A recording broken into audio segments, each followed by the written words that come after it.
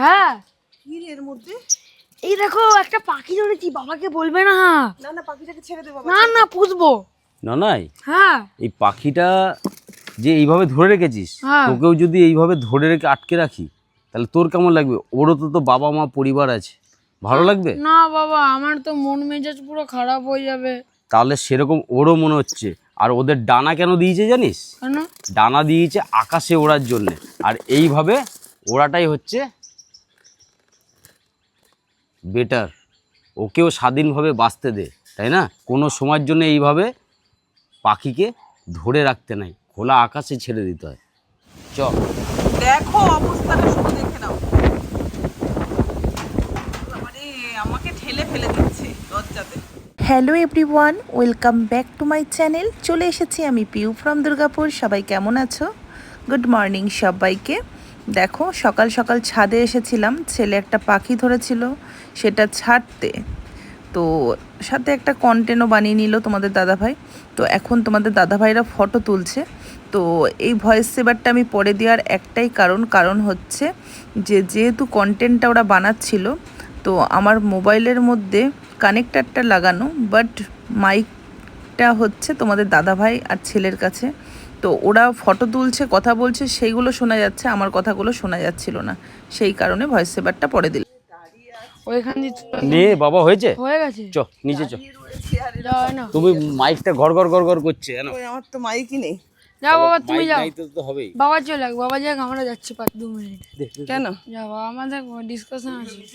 কি ডিসকাসিং? আসো দেখো, বক্সগুলো দেখো। হ্যাঁ হ্যাঁ,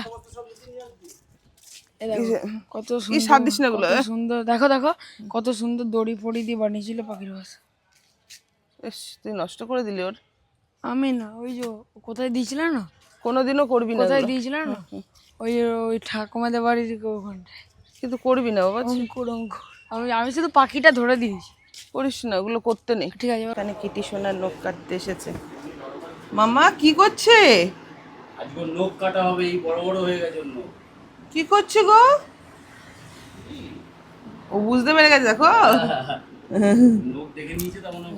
হ্যাঁ, তুই একটু ধরে বস না, পারবি? আর তোর আজকে তোর বাবা আসুক না, তারপরে তুই দেখ। এই চালটাকে নিয়ে রেশন তুলে নিয়ে এসছো, খুব ভালো কথা। এটা বাইরে রেখে দিয়ে চলে গেছে ওই বাড়িতে নাকি? আমি একটু মানে বাইরে বেরোলে তুমি এত মেজাজ দেখাও না। তো দেখাবো না মেজাজ?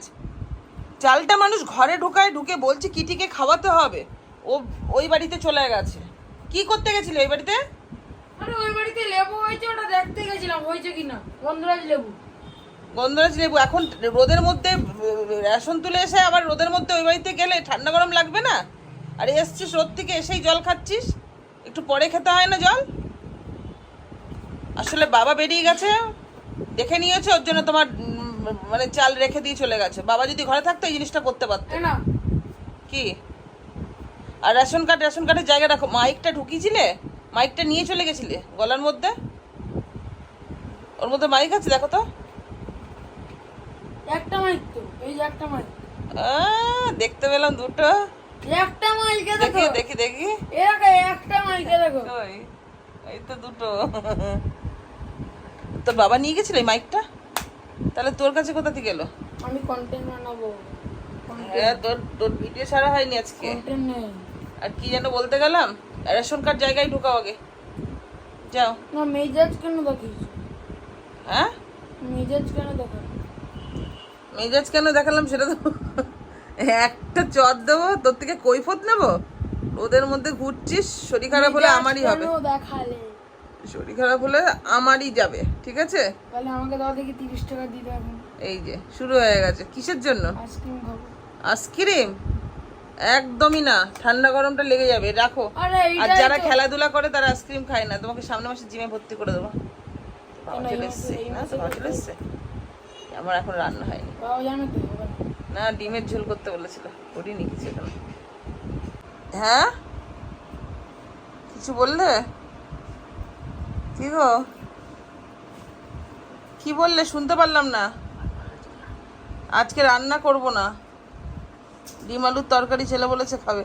কি শিয়ানা আছে, অন করেছি বুঝতে পেরেছি, আর কোনো কথা বেরোচ্ছে না। চলে এসেছি আমি আমার স্বাদের রান্নাঘরে, কিন্তু একটা ব্যাপার হয়েছে। সেটা কি বলো তো বন্ধুরা?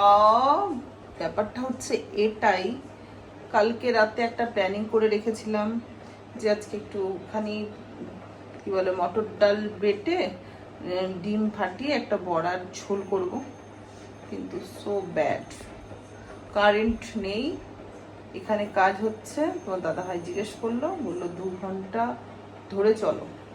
2 ঘন্টা মানে ওটা 3 ঘন্টা, আর আমাদের তো 3 ঘন্টা অপেক্ষা করে বসে থাকলে হবে না, তোমার দাদাভাই ডিউটি যাবে। তাই কি করব না পারতে। ভাত আমাদের উপর দেওয়া হয়ে গেছে, স্ট্রিট ডগদের খাওয়ার কমপ্লিট। এই যে ডিম বসিয়েছি, ডিমের কারি করবো আজকে। আর এই যে মটর ডাল সব মিক্সিতে রেখেছিলাম, দেখছি কারেন্ট নেই। এখন তো বুঝতে পারি না ইনভার্টারটার জন্য যে কারেন্ট চলে গেল।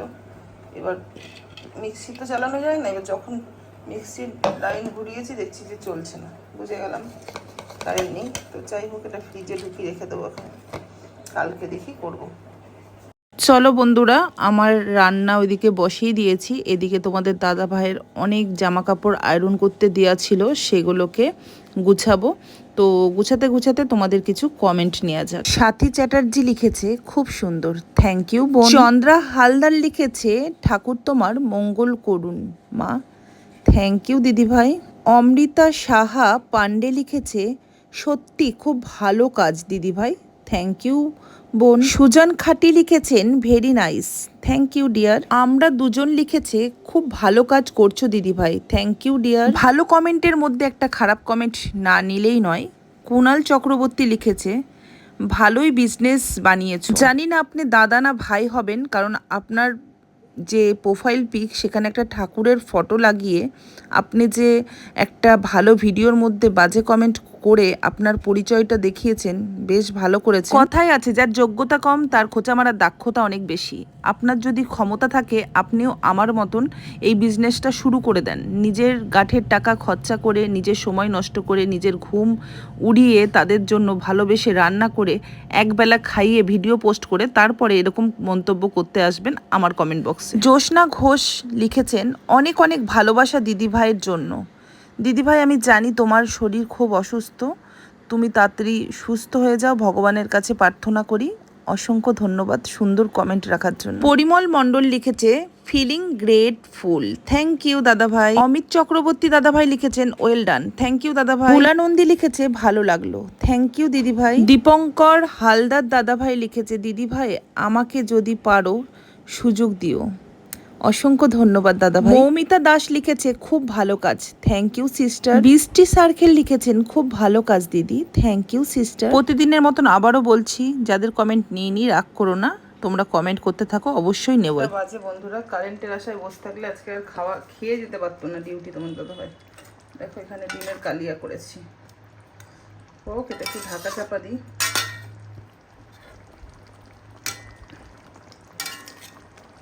আর কালকের পাতা বাটা রয়েছে, আমি তো ওই দিয়ে দারুণ খাবো। কালকেও দারুণ খেয়েছি, আজকেও দারুণ খাবো।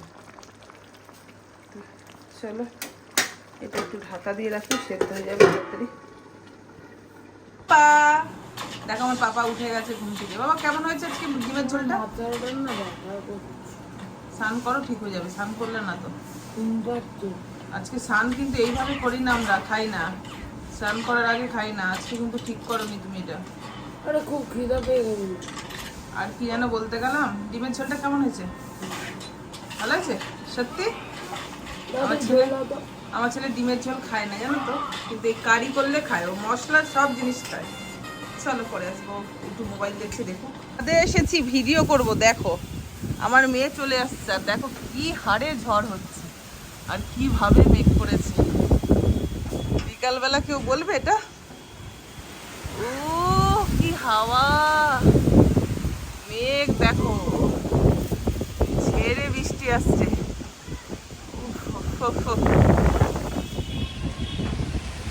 তুই পালিয়ে গেছিস? ওরে বাবা কি জোরে আওয়াজ, তুই ভয় পাচ্ছিস? হাওয়া দিচ্ছে কিন্তু ভালো লাগছে বেশ, ওয়েদারটা ঠান্ডা ঠান্ডা। চলো বন্ধুরা, বৃষ্টি পড়ছে আর ভিডিওটা বড় করছি না, অনেক ভিডিও শ্যুট করার আছে, তাই আজকের মতো টাটা, দেখা হবে নেক্সট ব্লগে।